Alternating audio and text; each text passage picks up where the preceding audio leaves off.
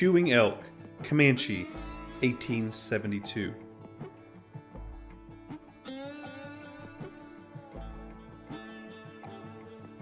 Spotted Hawk, Northern Cheyenne in Montana, 1890.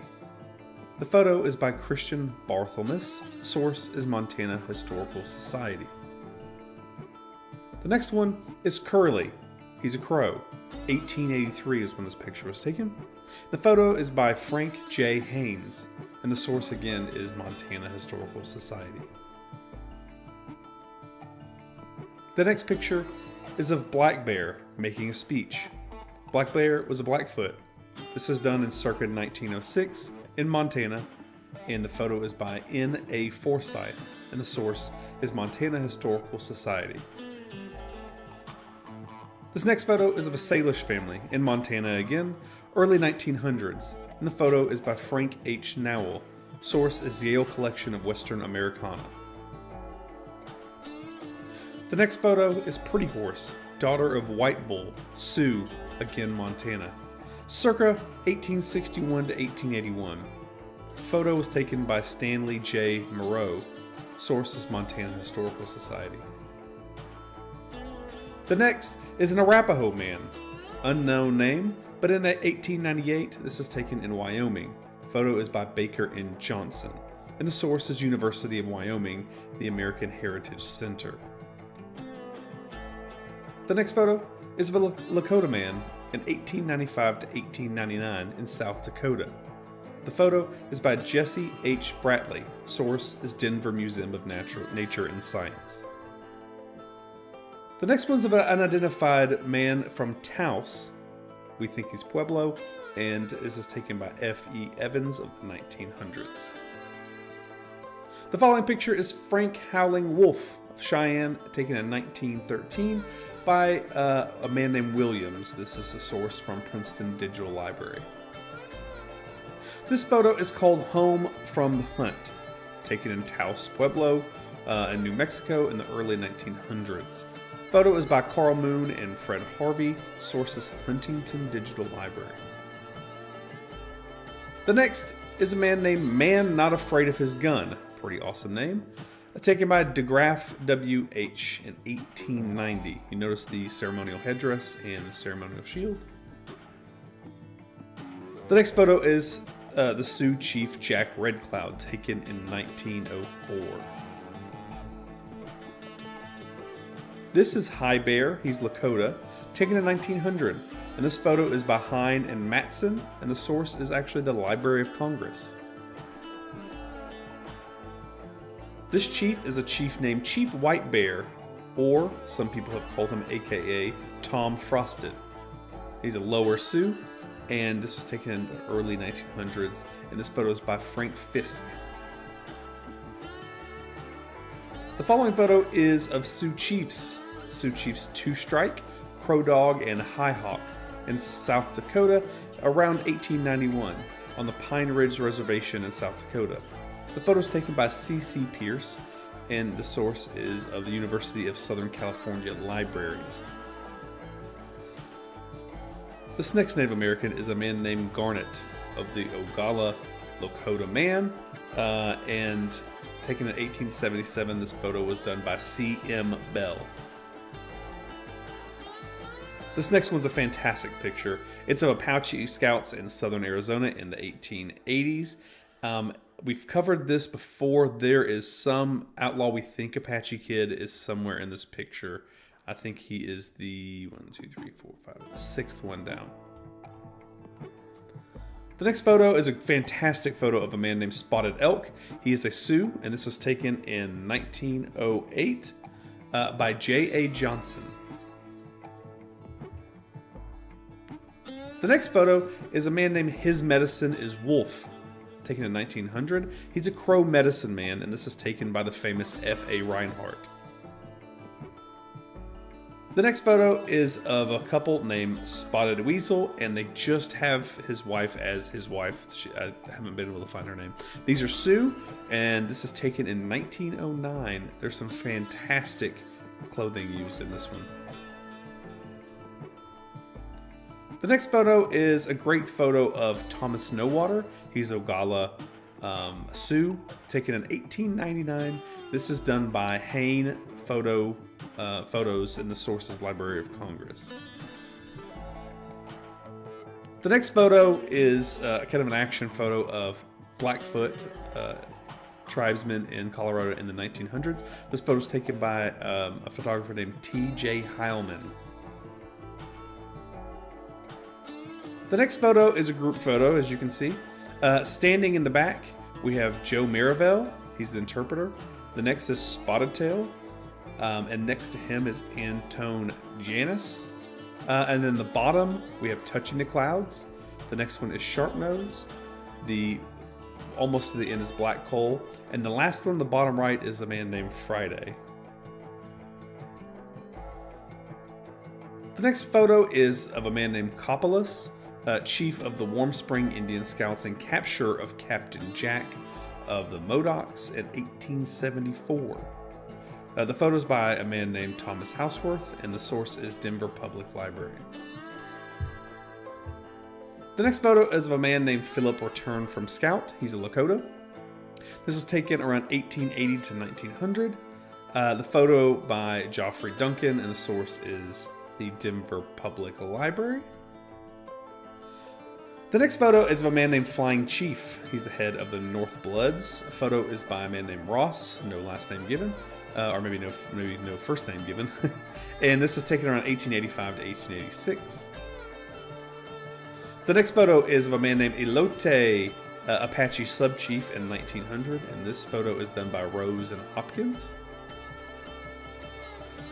The next photo is of a man named Kicks the Iron. He's a Sioux from the early 1900s. This photo is again by F.B. Fisk, and this is from the State Historical Society of Nebraska. The next is a man named Shout At, an Oglala Sioux man in 1899, and this one is done by Hein Photo. So this next photo, I wasn't able to find actual names of each one of these individuals. We know that they were four brothers. They look a lot alike. They look like they're from the same family. So it's four brothers of the Kilcahoct Band of the Pawnees in 1875 to 1885. And this photo is done by William Henry Jackson. This fantastic photo is of a man named Baby Lone. He's a Kickapoo medicine man in 1917. The next photo is of the famous Taos. If you go there, it's fantastic. You could almost see that the Taos buildings mimic the mountains in the background. This picture is taken in 1878 in New Mexico, in Taos, obviously.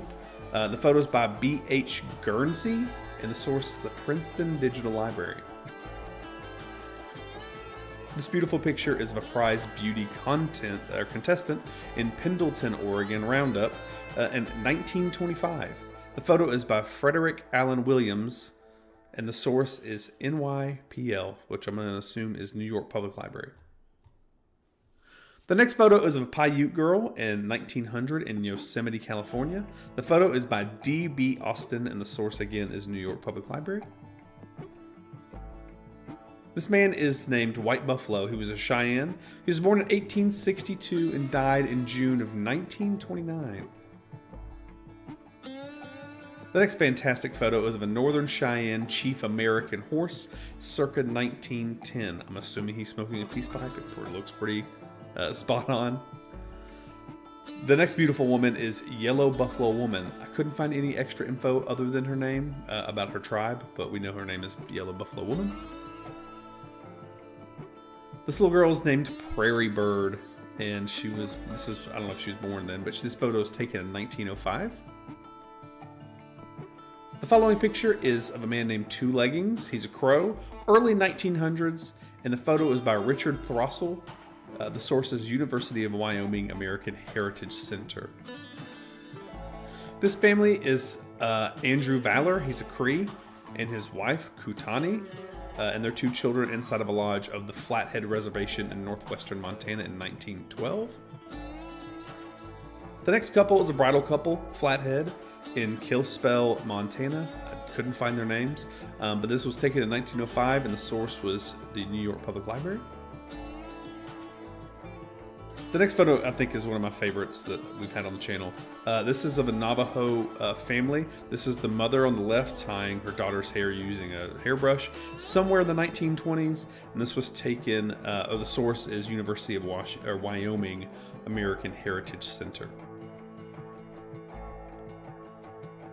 The next photo is of a Chief Eagle, aka Antone Chief Eagle, the husband of Miss Madeline Chief Eagle, from the community of Ronan in Lake County, Montana on the Flathead Reservation in 1906.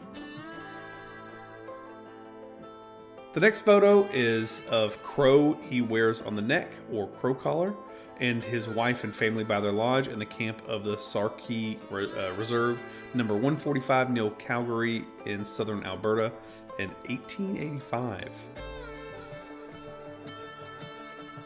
The next photo, all the info I could find is just when it was taken. It just shows that there's a woman and a Native American man. I think we can see that, but no actual names given or tribes. The next photo is of a Navajo tribe, and as you know, the Navajo is one of the largest Native American tribes in the United States. It has roughly 300,000 members and a vast territory of 71,000 square kilometers across Arizona, Utah, and New Mexico. There's no actual names that I could find of the people, but we do know that they're Navajo. The next is Hash Nash Shut, a Wasco Indian chief in the year 1906.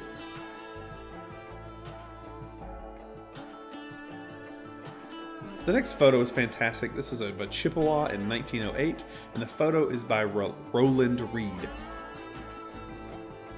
The next photo is Mrs. White Elk. She's a Cheyenne, taken in 1879. The source is Douglas Kenyon Collection.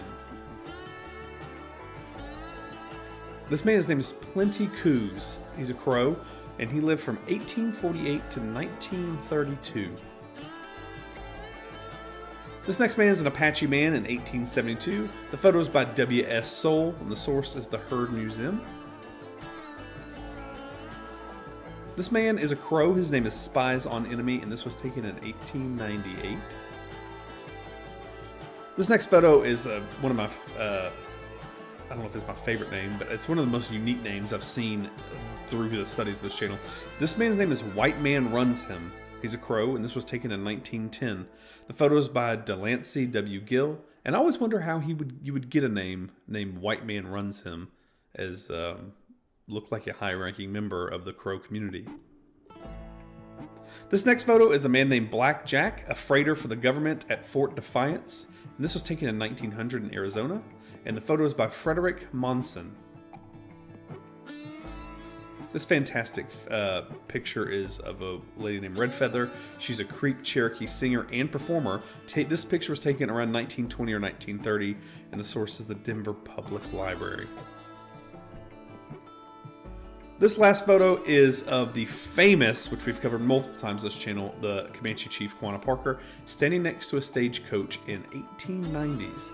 You can see he is not in any traditional wear other than his long braids, and he is dressed in Western wear with the Western pocket watch and the jacket and the hat, look like the boots. So he's embracing his title as chief of the Comanche on the reservation. I've been wanting to remake this video for a while now. One of the most popular videos on this channel was the oldest recorded video of Native American tribes. But there was no context to it. I just put it on the channel and it did well.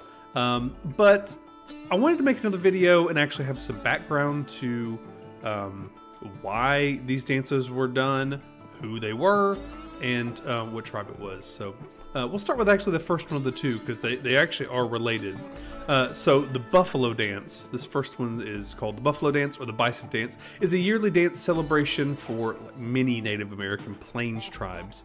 The Cheyenne, the Pawnee, the Omaha, and specifically here, the Sioux.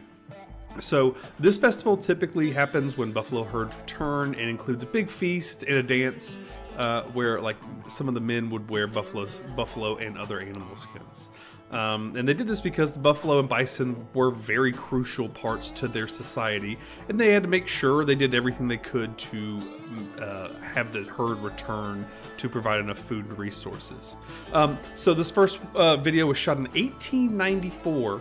It's a 16-second. I'm going to have it on repeat. But the original 16 seconds, it's in black and white and silent film, because we're still in the silent film era. And it's called the Buffalo Dance and it shows people doing their traditional dances. And it's known as the earliest film that we know of Native American tribes. And the Buffalo Dance isn't just a standalone festival. It can be part of bigger ceremonies like the Sun Dance. In some communities, it's even like a dance linked to healing, where they call on the spirit of the buffalo to actually cure the sick. So the next video, and I'm putting them together because they are related. So this first video was shot September 24th of 1894, and it was shot at Edison's Black Maria studio in West Orange, New Jersey. But per film historian C. Musser, who is an Edison film historian, this footage was actually shot the same day. The Buffalo Dance was actually shot the same day as this next film, which is the Ghost Dance.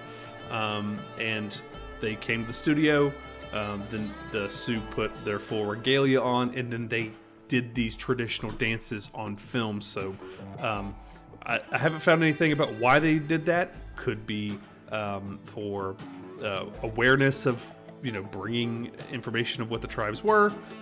Could be for like the Ghost Dance, which I'm about to go over, was done for Buffalo Bill's Wild West show, so it could be advertising. But they came into an actual studio, so when it looks like it's not out in the wild, it isn't. And I've posted this video and pictures in the past where people have made comments saying, oh, their color looks off, and this looks like this other way. This is the earliest, some of the earliest film we have. It's not, shot in any modern technology. We're still, a long way away from, actual movies. So, it shot in 1894 and then being restored and kept preserved till now. There's going to be some wear down of the film. So it's not some different. It's Sioux people showing their traditional dances. So to go into the Buffalo Dance, the Ghost Dance, the second video. So they talked about these native peoples as show Indians, and they're mainly actors from the Plains Nations like the Lakota, the Dakota, the Nakona, known as what the Sioux people are. And it took place in the Wild West shows, not just Buffalo Bills, but there was a lot of Wild West shows going on right now. They wanted to show people on the East Coast back, in St. Louis and Philadelphia. They wanted to show them what was happening out in the Wild West, places where they couldn't. They just hear stories. So they would literally bring shows of like Custer's Last Stand. They'd bring that to them and show them this is what happened in real time, and they would use these show Indians to represent them. So they were usually hired to be like staged Indian races in supposed historical battles, often portrayed like savagery and wildness in attack scenes against white people. These shows generally depicted native people as exotic savages engaging in bizarre rites and cruel violence. Native women were dressed in pretty expletive, non-traditional clothes like men's headdresses and breastplates, combined with pretty skimpy attire, especially for the time, like leather shorts, which wouldn't be worn in their reality. And this is where they performed the Sioux Ghost Dance. So again, it was shot the same day as the Buffalo Dance in the same studio, same day, same everything. So that's why it kind of it kind of looks the same, because it was the same day. But some other people who showed up to these Wild West shows, specifically like Buffalo Bill and like Cody's Wild West show, Chief Sitting Bull, one of the most famous chiefs, was one of the star attractions alongside Annie Oakley. During his time with the show, Sitting Bull met President Grover Cleveland, which he believed highlighted his importance as a chief. And he gave a cherished horse to him when he left the show, and he was friends with Buffalo Bill. Another native chief, Red Eagle, underwent 3-year training period at Cody's Base in North Platte, Nebraska. And during that time, he developed skills in steer roping, lariat tricks, like rope tricks, and the art of maintaining pretty much a firm grip on anything with 4 legs. And he debuted at 13, portrayed like a Pony Express rider. And a year later, the show actually toured Europe. And over several years, Red Eagle became like a crucial member of Buffalo Bill's Wild West show, captivating like audiences through his journey. Other famous Native American names that pop up in these Wild West shows, Red Cloud, like we just talked about, Chief Joseph, Geronimo, and the Modoc War Scout, a man named Donald McKay.